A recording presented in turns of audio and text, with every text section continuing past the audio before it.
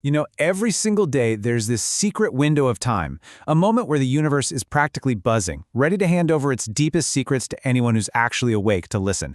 It sounds like something out of a movie, right? But it's a real phenomenon known for thousands of years as Brahma Muhurta, or the Creator's Hour. And today we are going to decode this ancient secret not just with philosophy, but with some pretty solid, hard science. Paramahansa Yogananda said it's when the doors to the divine open. That sounds beautiful and, well, pretty mystical. But what is actually happening in our bodies during this pre-dawn window? We're talking about the 96 minutes or so before sunrise. Is there a real biological reason this time feels so incredibly powerful?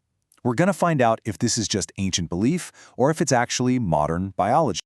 All right, so here's how we're going to break it all down. First, we'll define this Creator's secret hour. Then we'll look at the blueprint of the sages to see where this idea even came from. After that, we dive into the really cool stuff, the science of dawn. From there, we get super practical with a 3-minute awakening and a 21-day transformation. And we'll wrap it all up with what I'm calling your cosmic invitation. So, let's get right into it. What exactly is this Creator's Hour? You know, it's less about a specific time on your watch and way more about a state of being, a kind of unique alignment between you and the entire cosmos. Just think for a second about the typical modern morning. It usually starts with that horrible beep, beep, beep of an alarm, right?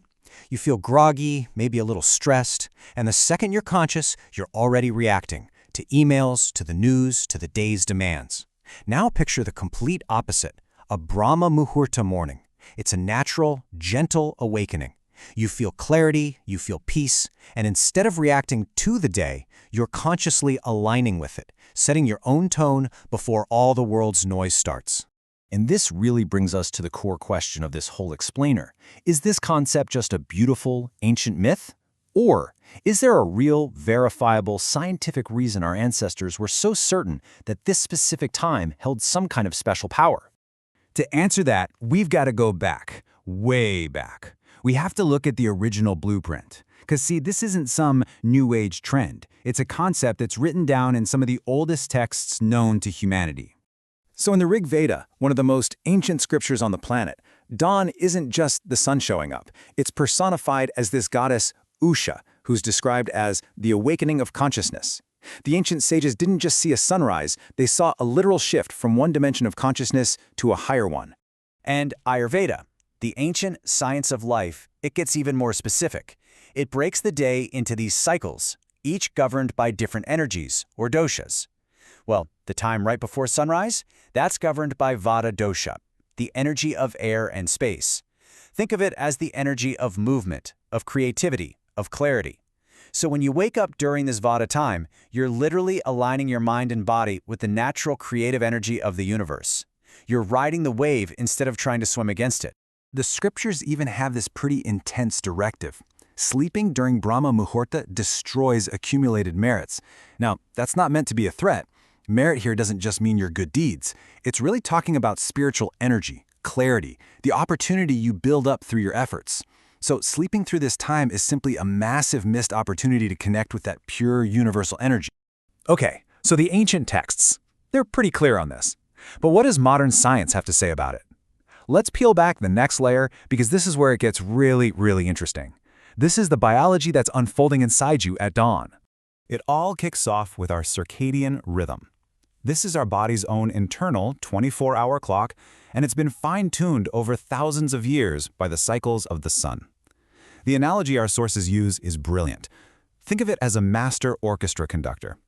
When it's working right, every system in your body, every hormone, every function, plays in perfect harmony. Waking up naturally during Brahma Muhurta is like the conductor giving a gentle cue for this beautiful, perfect symphony to begin. And that symphony is all about hormones. Check this out. First up, melatonin, the sleep hormone. At this time, it's naturally at its lowest point. That means a smooth, easy transition to being awake, not that groggy feeling you get when an alarm is fighting leftover melatonin. Then there's cortisol, the wake-up hormone. Instead of a jarring spike from an alarm clock, it rises gently, giving you clean, natural energy. And get this, acetylcholine, a neurotransmitter that's critical for learning and memory, is at its absolute peak. Your mind is literally in its most fertile state, ready to create and solve problems. And it's not just our hormones, it's our brain waves. During the day, our brain is humming along on beta waves. That's great for focus, but it's also linked to stress. But when you wake up gently in that pre-dawn quiet, your brain transitions through these deeply creative and intuitive alpha and theta states. You know that feeling when you're in the zone? That's what neuroscientists call the flow state, and it's associated with these brain waves. Brahma Muhurta gives you conscious access to this state of superlearning before the day's chaos even begins. And get this, it's not just what's happening inside you. The world outside is literally cooperating. The air has a higher concentration of what the old texts called prana, which science now identifies as nascent oxygen and mood-boosting negative ions. It's literally pure, cleaner brain fuel. At the same time, noise pollution and electromagnetism pollution are at their lowest point of the day. It's a perfect, quiet, clear signal for consciousness. So, the science is compelling. The ancient wisdom is profound. But how in the world do we apply this in our busy, modern lives? The good news is, you don't need to go live in a cave. It can all start with just 3 minutes. Okay, this part is absolutely crucial. The first few minutes after you wake up are not for input. Do not grab your phone, don't check your email, don't think about your to-do list. This time is for tuning. Think about it. If you try to play a beautiful song on an out-of-tune guitar, it's just going to sound like noise. It's the exact same thing with your day. You have to tune your instrument, your body, mind, and energy first. And here is a dead simple 3-minute formula for that tuning. The second your eyes open, don't even move. For minute 1, body gratitude. Just scan your awareness from your toes all the way to your head and feel gratitude for being alive. Minute 2, breath purification. Imagine you're breathing in this golden cosmic energy, and as you exhale, you see all the stress and negativity leaving your body as dark smoke.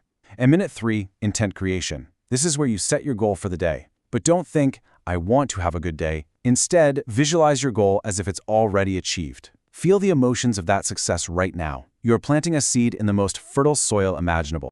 Now, doing this once is great, but the real magic, the deep rewiring, happens when you commit to a process. And the ancient texts talk about a 21-day cycle to fundamentally change your entire system.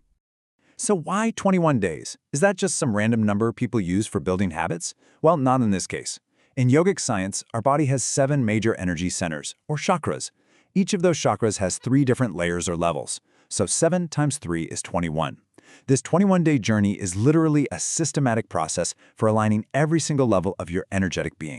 And this journey happens in 3 distinct phases. The first week is detoxification, and I'm not going to lie, this can be the toughest part. Your body resists. Old habits, old fears, laziness, it all bubbles up to the surface. Just stick with it. The second week is observation. The physical struggle starts to fade, and you'll notice a new sense of calm. You start to just observe your thoughts without getting tangled up in them. And the final week is alignment. This is where true synchronization happens. You might start waking up naturally before your alarm, and you might even notice your intentions start to manifest much faster in your life. So, we've gone from ancient texts through modern science all the way to a practical plan. But what this all really boils down to is not a set of rules you have to follow. It's an invitation, one that's waiting for you to accept. I love this way of thinking about it. Waking up in Brahma Muhurta gives you this incredible advantage. It's like you're a sculptor, and you're handed the world's finest, purest block of marble to create your day's masterpiece. Everyone else, waking up later to the noise and chaos, they're just handed an ordinary, difficult piece of stone. You get to set your intention and design your day before the world even has a chance to interfere. So here's the bottom line. This isn't about forcing yourself to lose sleep. It's about gaining life. It's a cosmic appointment. Every single morning, the universe sends you a personal invitation to meet the calmest, the clearest, the most powerful version of yourself. The only real question is, will you be awake to accept? Look, the best way to understand any of this is to just experience it. Try accepting this invitation for just a week. The final thought I really want to leave you with is this. The one who rises in Brahma Muhurta learns to govern energy, not be governed by destiny. This is a profound shift from being a product of your circumstances to becoming the creator of your reality. And that opportunity, it's right there, waiting for you every single morning.